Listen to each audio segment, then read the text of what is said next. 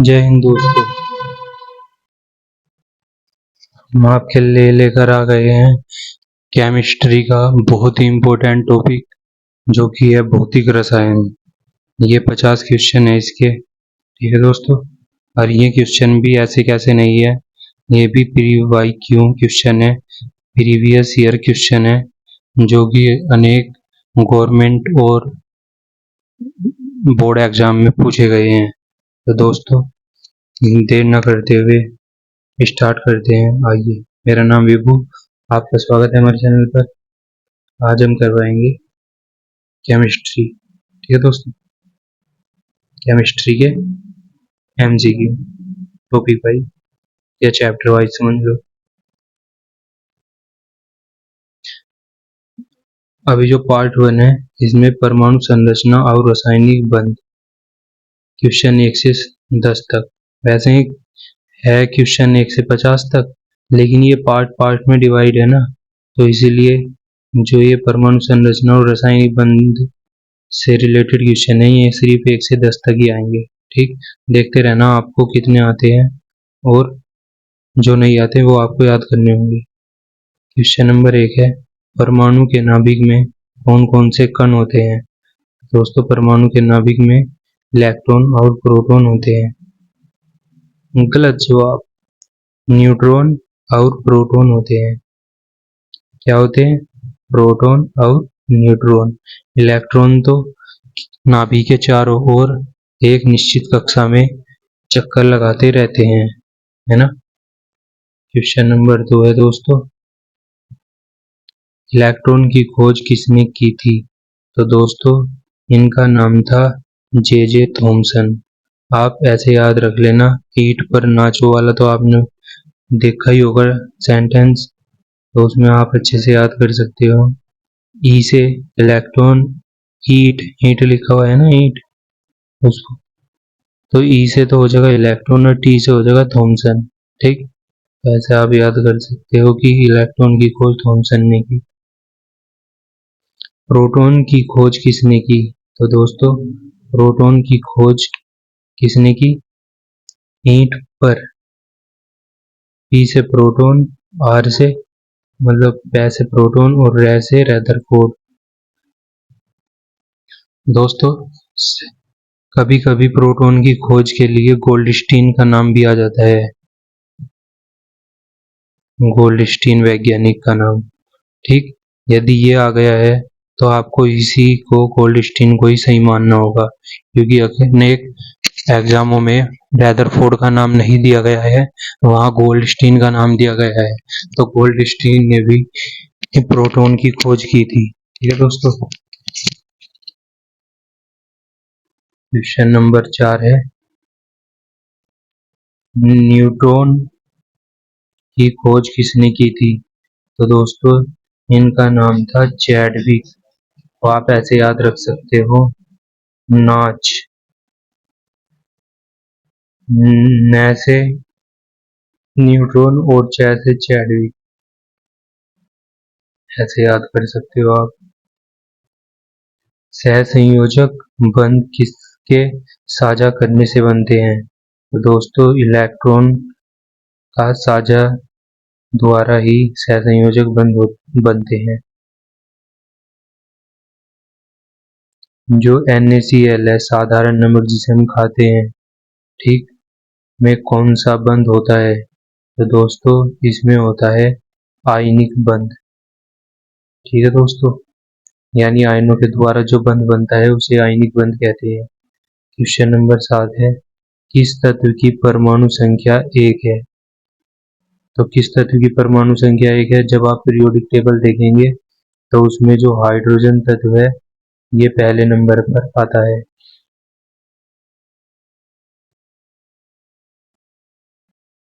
Question number 8 है, ओक्टेट नियम किसने दिया था। तो दोस्तों इन वैज्ञानिकों का नाम था पोसेल और लुईस। इसमें इन दोनों ने ओक्टेट नियम दिया था। क्वेश्चन नंबर 9 है, पानी में हाइड्रोजन बंध किसके बीच बनता है। पानी में यानी H2O की बात कर रहा है इसमें जो हाइड्रोजन बंध किसके बीच बनता है ये पूछा गया है। तो पानी का जो अणु होता है उसमें हाइड्रोजन और ऑक्सीजन ही तो होती है, इन दोनों के बीच ही क्या बनता है, आयनिक बंध बनता है। तो ये रहा हाइड्रोजन और ऑक्सीजन। क्वेश्चन नंबर 10 है दोस्तों, किसकी आयन ऊर्जा सबसे अधिक होती है। तो किसकी होती है दोस्तों आयनन ऊर्जा, अक्रिय गैसों की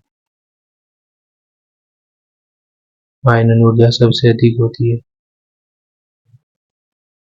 अब आ गया है इसका पार्ट 2, जो कि है मोल संकल्पना और रासायनिक समीकरण से संबंधित क्वेश्चन। ये 11 से 20 10 क्वेश्चन है इसमें, तो आइए स्टार्ट करते हैं। 11वां क्वेश्चन, एक मोल में कितने कण होते हैं। तो दोस्तों एक मोल में होते हैं 6.022 गुना 10 की घात 23। 6.022 गुना 10 की घात 23, 2-3 बार आप बोल लो, आपको याद हो जाएगा ये। और ये भी एग्जाम में कई बार पूछा गया है। ठीक है दोस्तों। 12वां क्वेश्चन है, इस संख्या को क्या कहते हैं। इस संख्या का मतलब है जो ऊपर जो संख्या दी गई है ना, 6.022 गुना 10 की घात 23, उसे पूछा गया है कि क्या कहते हैं। तो दोस्तों उसे कहते हैं एवोगाड्रो संख्या। ठीक दोस्तों, एवोगाड्रो संख्या कौन सी है, ये 6.022 गुना 10 की घात 23, ये वो संख्या है। क्वेश्चन नंबर 13 है, STP पर 1 मोल गैस का आयतन कितना होता है। तो ये होता है दोस्तों 22.4 लीटर। ये भी अनेक बार, वैसे तो ये सभी क्वेश्चन किसी न किसी एग्जाम में पूछे गए हैं, लेकिन जो अति महत्वपूर्ण क्वेश्चन है वो पिछले वाला और एक ये वाला, ये अति महत्वपूर्ण क्वेश्चन की श्रेणी में आते हैं दोस्तों। H2O का अनुभार कितना है। तो दोस्तों H2O का अनुभार आप पता लगा सकते हो, H H की H के भार कितना, H का 1, लेकिन H है कितने 2, तो 2 से गुना कर दो, प्लस ऑक्सीजन का भार कितना, द्रव्यमान 16, तो ये कितना हो जाएगा, 2 ही कम, 2 प्लस 16, 16 में 2 जोड़े 18, तो ये दोस्तों 18। ऐसे ही आप किसी का भी अनुभार निकाल सकते हो यदि आपको उनका द्रव्यमान पता है तो। क्वेश्चन नंबर 15 है, CO2 का अनुभार कितना है। तो कार्बन 12 पर भी आता है, मतलब कार्बन का मतलब जो द्रव्यमान है वो 12 है, और ऑक्सीजन का 16 गुना 2 ऑक्सीजन है तो 2 से गुना कर दो, 16 दूनी 32 प्लस 12, तो 2 में 2 जोड़ा 4, 3 में 1 जोड़ा 4, तो ये 44 इसका कार्बन डाइऑक्साइड का अनुभार होगा। ऐसे ही दोस्तों आप कर सकते हो। क्वेश्चन नंबर 16 है, संतुलित रासायनिक जो संतुलित समीकरण 2H2 प्लस O2, तो आपको बताना है संतुलित करते समय यहाँ क्या उत्पाद बनेगा। ठीक, तो क्या उत्पाद बनेगा दोस्तों, ये बनेगा 2H2O, 2H2O अर्थात पानी के 2 अणु बनेंगे।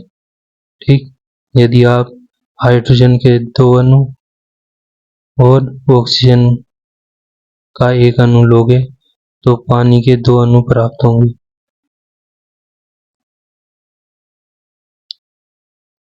क्वेश्चन नंबर 17 है, विलयन में विलेय की मात्रा को क्या कहते हैं। तो दोस्तों ये मोलरता भी कहते हैं, मोललता भी कहते हैं, नॉर्मल लता भी कहते हैं, ये तीनों के तीनों इसी के नाम है।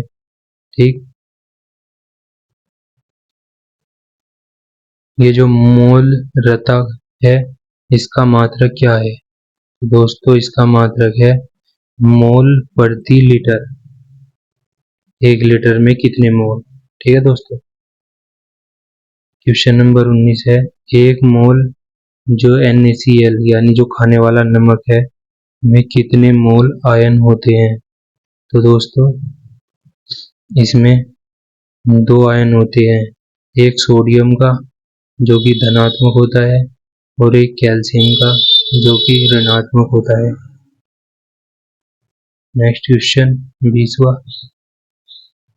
ऑक्सीकरण में क्या होता है? दोस्तों ऑक्सीकरण में इलेक्ट्रॉन की हानि होती है। ठीक, इलेक्ट्रॉनों की हानि होती है ऑक्सीकरण में। दोस्तों ये पार्ट 3 स्टार्ट हो गया है। गैसीय अवस्था और रासायनिक साम्य से प्रश्न होंगे, जो भी होंगे क्वेश्चन 21 से क्वेश्चन 30 तक। तो क्वेश्चन जो 21 है वो ये रहा, आदर्श गैस समीकरण क्या है? तो दोस्तों ये है PV बराबर nRT। ये भी बहुत इंपॉर्टेंट समीकरण है दोस्तों। ठीक, इसे कंठस्थ कर लेना, PV बराबर nRT।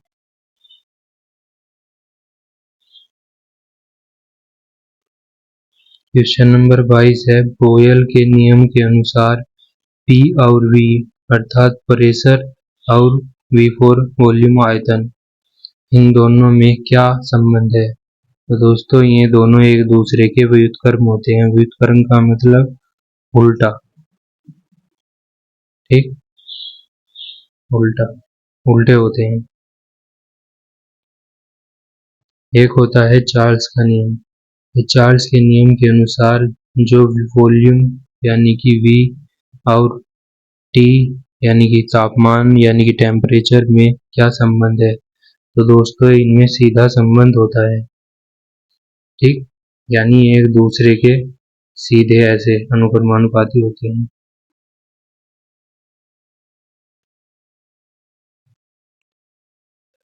सीधा संबंध। और वो जो पिछले वाला था वो ऐसा था P1/P। ठीक, ये बोयल का नियम है और ये चार्ल्स का नियम है। क्वेश्चन नंबर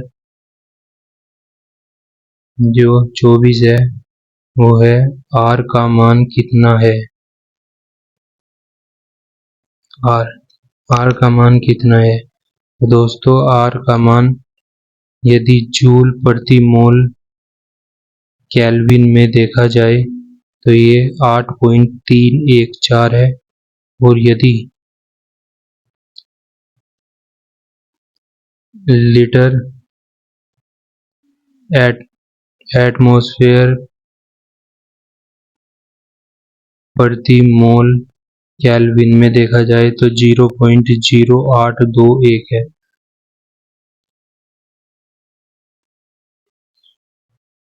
क्वेश्चन नंबर 25 है, ले सातेलिए का सिद्धांत किससे संबंधित है? तो दोस्तों ये है रासायनिक साम्य से संबंधित। क्वेश्चन नंबर 26 है, उत्प्रेरक किसे प्रभावित करता है? तो दोस्तों ये अभिक्रिया की दर को बढ़ा या घटा देता है। ठीक,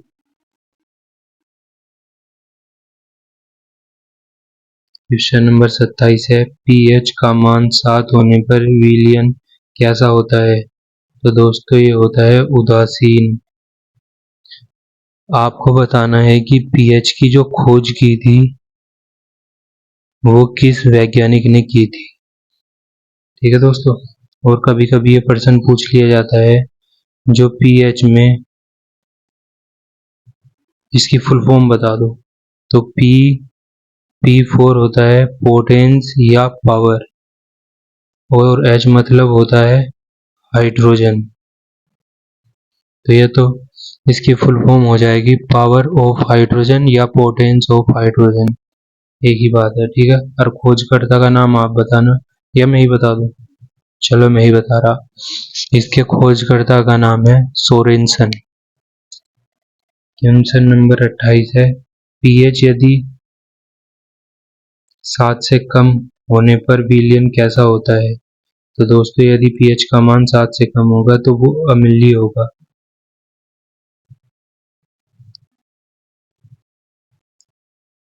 क्वेश्चन नंबर 29 है, HCl हाइड्रोक्लोरिक अम्ल होता है यह कैसा अम्ल है? तो दोस्तों ये परबल अम्ल है। ये यदि हाथ पर गिर जाए हाथ को फूंक देता है। लोहे को गलाने की शक्ति रखता है ये। क्वेश्चन नंबर 30 है NaOH कैसा क्षार है? तो ये है जो सोडियम हाइड्रोक्साइड, ये कैसा क्षार है? तो ये है दोस्तों परबल, ये परबल क्षार है। ठीक है दोस्तों, अब देखते हैं नेक्स्ट क्वेश्चन। दोस्तों ये पार्ट 4 स्टार्ट हुआ है। इसमें ऊष्मागतिकी और विद्युत रसायन से संबंधित 10 क्वेश्चन होंगे जो कि 31 से 40 होंगे। क्वेश्चन नंबर 31 है एंथैल्पी को किससे दर्शाते हैं? तो दोस्तों ये दर्शाते हैं डेल्टा एच।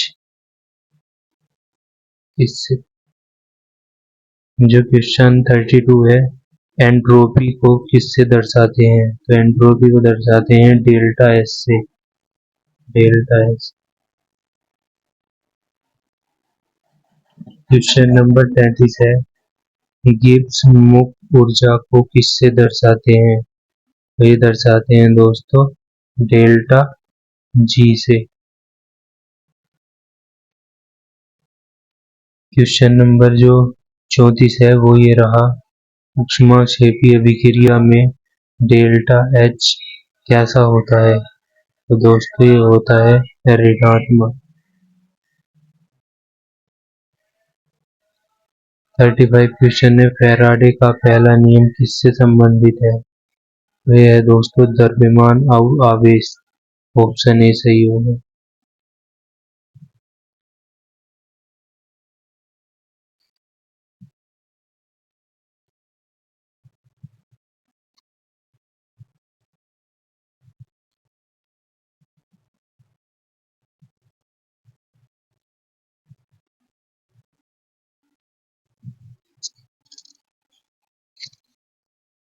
क्वेश्चन नंबर 36 ये रहा एक फैराडे बराबर कितने कूलाम? ये पूछा गया है कि एक फैराडे कितने कूलाम के बराबर होता है? तो दोस्तों ये होता है 96,500 कूलाम के बराबर। एक फैराडे 96,500 कूलाम के बराबर होता है। विद्युत अपघटन में एनोड पर क्या होता है? तो ये होता है दोस्तों ऑक्सीकरण, ऑक्सीडेशन। ठीक। क्वेश्चन नंबर जो 38 है विद्युत अपघटन में कैथोड पर क्या होता है? तो कैथोड पर होता है दोस्तों अपचयन।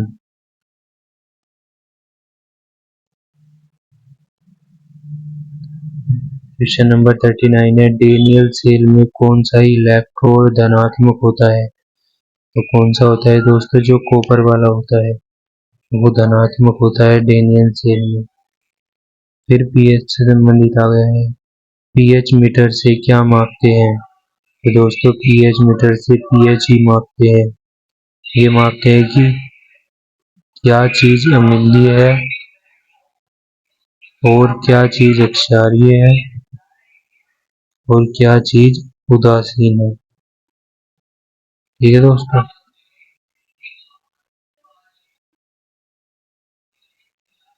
क्वेश्चन नंबर ये है पार्ट 5 और इसमें क्वेश्चन है जो रासायनिक बलगति और पृष्ठ तनाव से संबंधित क्वेश्चन है 41 से 50। लास्ट 10 क्वेश्चन है इस वीडियो के हैं।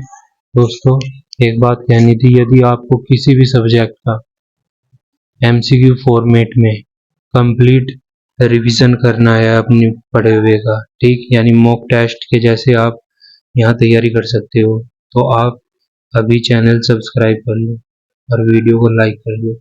ठीक, और अपने दोस्तों को शेयर कर दो क्योंकि वे भी जुड़ सके और अपनी तैयारी को एक अच्छे मुकाम तक लेकर जा सके। ठीक, जहाँ भी साइंस, कोई सी भी साइंस हो, कोई सा भी सब्जेक्ट हो, हम एमसीक्यू के द्वारा उन्हें कंप्लीट करवाएंगे प्रत्येक टॉपिक उसका।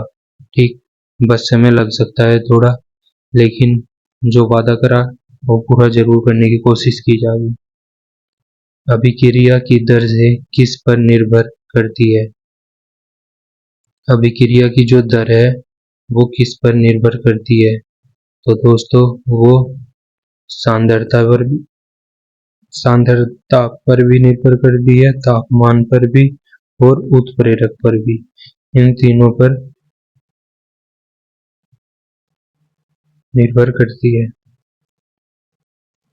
जो क्वेश्चन 42 है, शून्य कोटि अभिक्रिया में दर किस पर निर्भर नहीं करती? यहाँ है नहीं, तो किस पर नहीं करती दोस्तों? सांद्रता पर। और कौन सी? शून्य कोटि की जो अभिक्रिया की दर है, ठीक है दोस्तों, वो सांद्रता पर निर्भर नहीं करती। एक होती है प्रथम कोटि अभिक्रिया, उसका उदाहरण देखो, ये है, आपको उदाहरण बताना है। एक तो ये रहा, एक ये रहा, ठीक, और एक ये रहा। तो इन तीनों में से एक ये कोई नहीं। इनमें से आपको बताना है कि कौन सा प्रथम कोटि अभिक्रिया का उदाहरण है। तो दोस्तों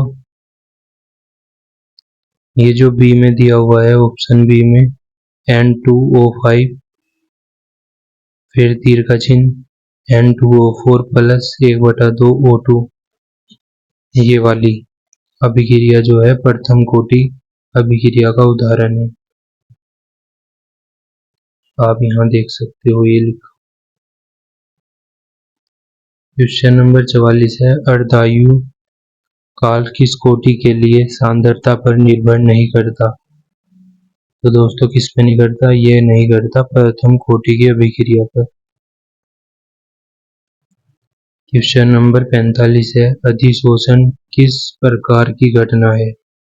दोस्तों ये भौतिक और रासायनिक दोनों प्रकार की घटना है। क्वेश्चन नंबर 46 है, कोलाइड का उदाहरण है। तो दोस्तों कोलाइड का उदाहरण है दूध।